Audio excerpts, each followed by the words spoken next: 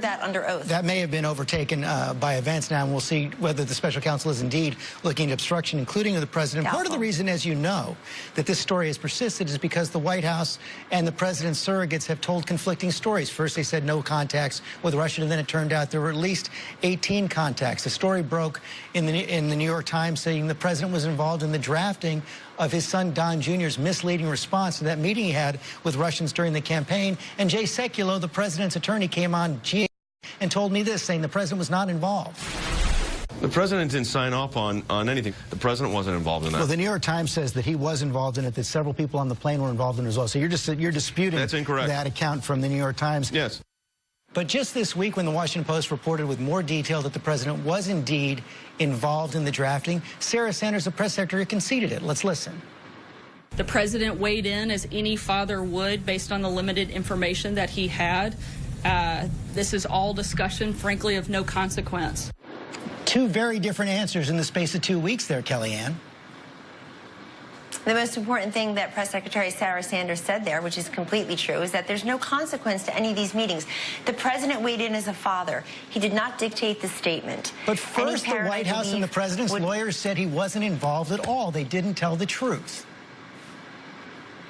George, you know, I know there's this whole thing about where everybody wants to take this tack. Telling the truth. You know, let's talk about, let's talk about telling the truth. Let's talk about a president looking Americans in the eye who are still suffering 8 years later, who were lied to. If you like your plan, you can keep your plan. If you like your doctor, you can keep your doctor. Benghazi happened because of a video. Go tell the families of those 4 innocent Kellyanne, Americans you're simply who were changing the subject right here. that lie mattered. Hold on a second. No, that is the subject. Let's talk about credibility that impacts Obama people. and Hillary Clinton. Right there, I said Those were big lies. Directly different responses within 2 weeks. How do you explain that? Can the president and his team get control of that and be open and truthful about the Russia investigation?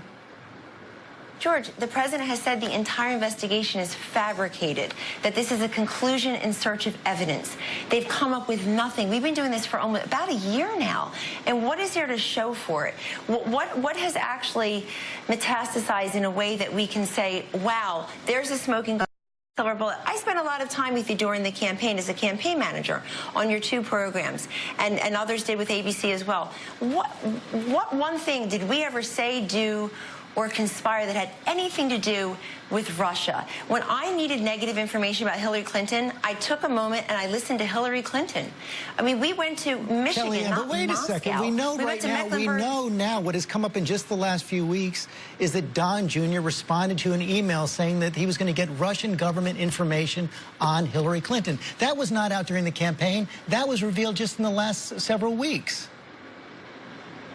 Right, but what came of that meeting? Nothing. Jared Kushner shared with the House and Senate committees and then with all of us in a public statement at the White House about 10 days ago, George, that he had texted an aide and said, please get me out of this meeting. It's a waste of time. If you're getting dirt on your political opponent, if you're getting the silver bullet and the secret sauce on how to win the election, you don't ask your aide to pull you out of the meeting. You say, please order lunch. Let's just stay a while. There's nothing. It was nonsense. It was a ridiculous meeting. It was nothing. People want to offer their services and have meetings all of the time. Believe me, I know you know this. But let's look at the consequence. No follow-up, no results, no relatability. I was never informed of that meeting. I found out about it when you found out about it, when the rest of the public did. When the president had no knowledge of that meeting. Bottom line, Kellyanne. Yes. Does the president commit to not firing Robert Mueller? The president has not even discussed that.